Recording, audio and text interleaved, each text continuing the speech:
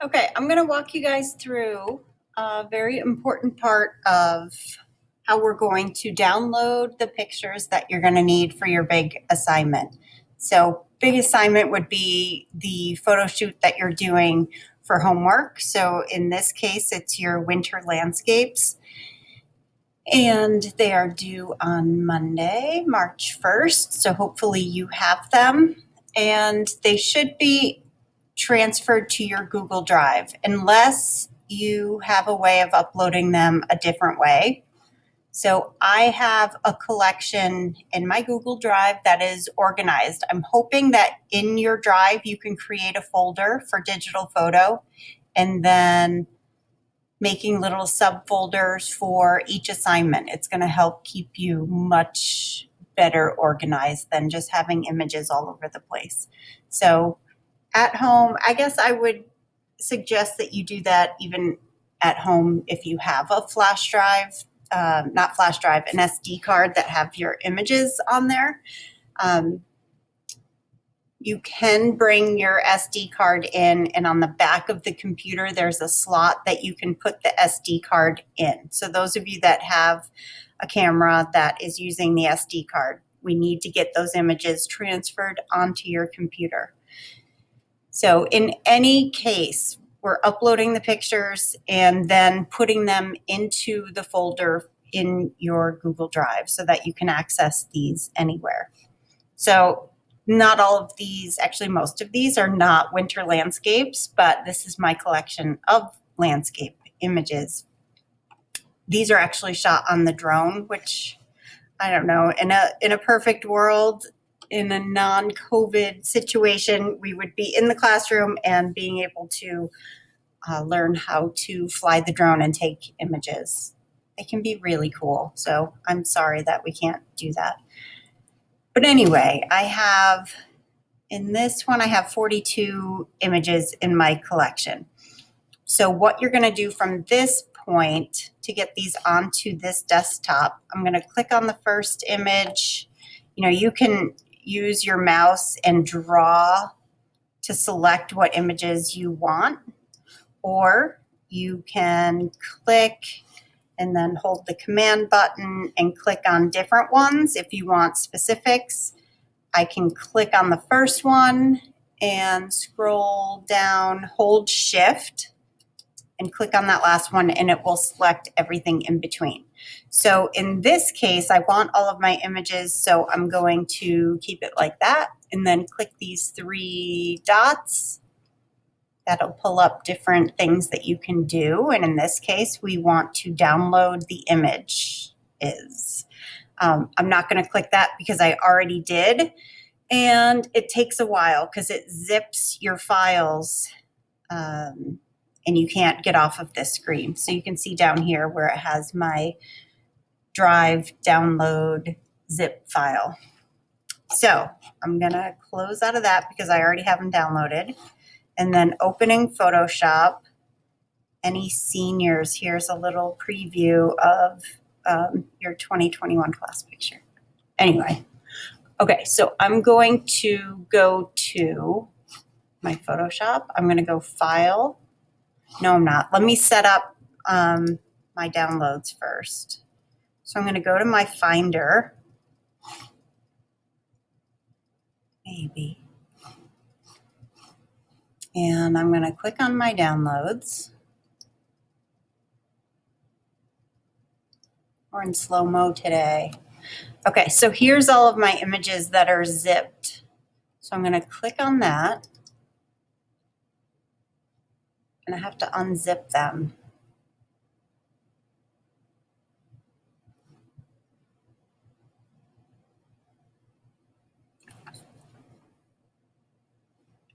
All right, so they're all in here, and just to make this easier, I'm going to click and type this as my landscapes.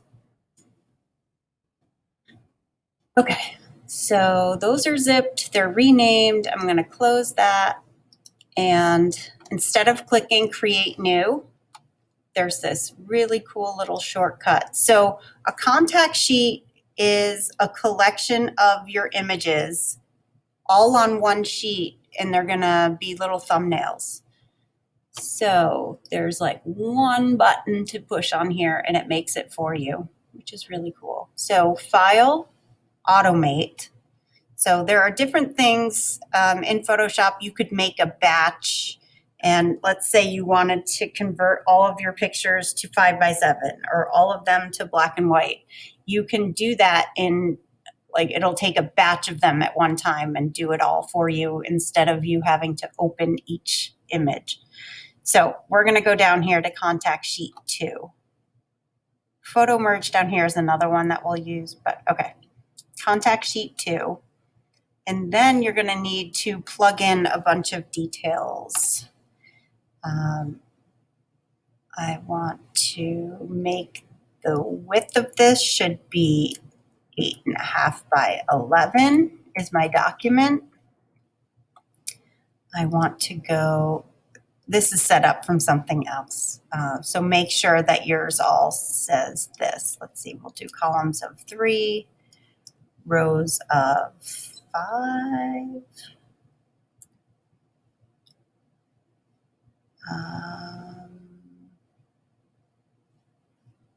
Okay, I think that's good. Oh, this will already be checked because that's important. It's going to give you the name of your file. And even more importantly is the source. So we want to use a folder, and I'm going to choose where the images are coming from.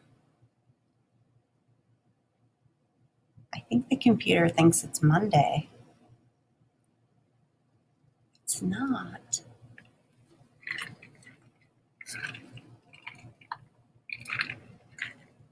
Okay, so it brings up this Finder window, and I'm going to go to my downloads and click Landscapes.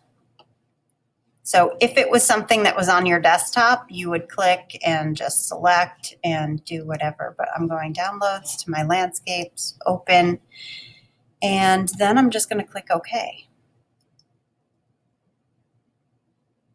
All right, so now you just sit back and wait. So the computer is doing all of this work for you. So in the bottom right where you see your layers, you're going to start to see some flickering, and it is finding all of your pictures and adding the titles to them underneath. They can be made a lot smaller so that you can fit more images on there, but I'm just going to have you do it with the larger size here. So depending how many images you have, it's going to fill these up. And it did calculate the size. So I have 3 columns and 5 rows. So it filled 15 of those in here. And now it is opening a new tab. So it's important that you pay attention to these tabs, because when you do want to print them, you're going to have to make sure that you are on that particular tab. So you are not going to need to worry about all of these layers because we're just going to be saving them as a JPEG, so it's easy to open. I did give you options of working in Photopea. The contact sheet option is not available in Photopea. That's why I'm really hoping everybody is able to remote desktop in so that you can create this at home.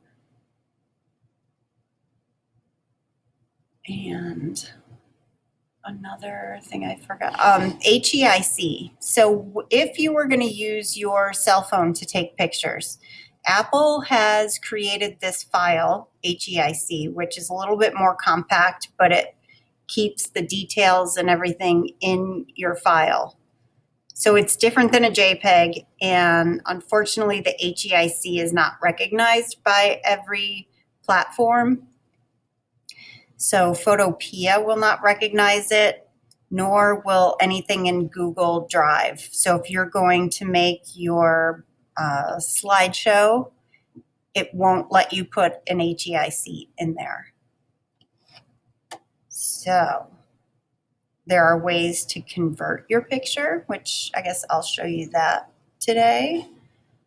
But what you're going to do, if you are in class, you're going to print these. Actually, probably not. We'll save a tree. So let's file save as.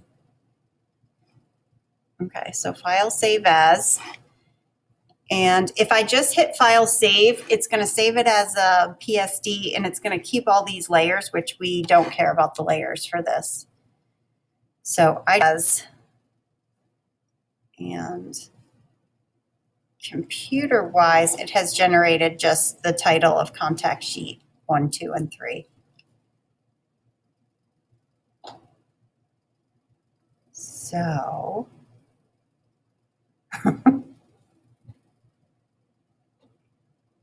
you'll notice too, if you have vertical pictures, as you should have a variety of horizontal and vertical images, that it will automatically rotate it for you, unless of course you clicked off of that button, but you should be good to go. So in my demonstration, I am showing you old pictures that I have collected. I do not want you to use old pictures. Everything in this class has to be shot brand new for that assignment because I'm giving you tips that I want you to execute. Okay, so for this one, I like to put things on my desktop. That's just, I guess it's the old school way because now you guys are streaming everything, putting it in the cloud. I do put everything in my Google Drive though. Okay, so I'm saving this to my desktop and I need it to be a JPEG so that all those files or layers are compressed. So actually, what's going to make this easier for me is if I have you, I just typed something, it's not showing. That's supposed to be my name. Okay, so Martin contact sheet and save. And you're just going to repeat that for all of the rest of these, which if it's going this slow, you don't need to watch this save. Oh, that takes forever. So these, however many files it's going to take you, those are what you're going to upload to Classroom. So again, JPEG, I'm going to put my name in front of it. And so this is not something that you can edit, but I'm going to make comments on these for you, and I can reference the numbers that I'm suggesting to you that would be good ones to use for your enlargements. So when we get to the enlargements, then I will be sharing with you how to edit, crop,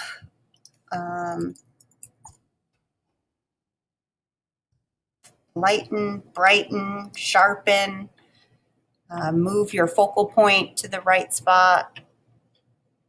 And I did talk to you about rule of thirds and leading line. So here, rule of thirds, even though this is kind of centered, you've got the horizon line up a little bit higher. You have stuff in the foreground. I do have a lot of stuff right in the middle. And here, even though this is in the middle, it has leading line. It has perspective.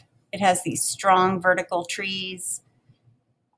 It has symmetry. And we're not going to take square pictures. That just happens to be in there. This one's Thatcher Park as well. You've got the rule of thirds up there. So I've got 2/3 of it being land, 1/3 sky. And even though I have some panoramics in here, I don't want you to have panoramics either. Do as I say, not as I do. Okay. So I'm going to be able to go in and make comments on your images. So these are little thumbnail images of your collection. So again, they should be brand new pictures that you're taking. This one here, I don't know if I'll be enlarging this later, but this is taken with my cell phone. It is in slow-mo here, so I did use a slow shutter speed, but there are tricks that you can do to make something have the not time lapse, but the slower motion from a straight photograph. So I'll share tricks with you. Not everybody is using their cell phone to take images. Your best quality, actually, this is really good, sharp, surprisingly good quality. And I'm sure some of these of Jackson Hole are shot with my bigger camera that has better quality. Look at the light in that. Isn't that incredible? We were driving and just pulled over, and it just has these radiating sunlights. Okay, so I'll come back and talk to you about these, and maybe I did in the presentation, I don't know. This one was shot with my iPhone in portrait mode, which is cool, but to pick this apart, I'm gonna say don't do this, because you can see how the sensor in the phone will find things that are in your foreground or whatever it is that you're focusing on, and that blurs out the background, which is exactly what you want it to do. So your focus is on the details in what's in the foreground here. But look at this sharp edge, even though it's a soft edge, it's kind of sharp in my mind, but it cuts things out, or it'll, like here, you can see the background, you can see the lines in the barn, but technically you wouldn't. So it's really a fake aperture setting in there. But for the sake of like Instagram and stuff, your pictures will be totally great with that. Okay, I love looking at my pictures. That's why you take them, so that you have them. All right, so here are my 3 contact sheets for my landscapes. So what I would need to do is go back into my Google Drive and drag those 3. I can draw a square around there and just drag these in, and they would then be added to that file. Then you would go to the Classroom tab and upload those, which I do not have that ready yet, but there will be an assignment for landscape contact sheet. And I often abbreviate contact sheet as CT. It just means something to me, I guess, but CT is for contact sheet. So that's where you will upload those 3 images. So remember, when I have a different setup, I can't really show you because you have a different view. But yeah, that's it for uploading and creating your contact sheet. Okay, see ya.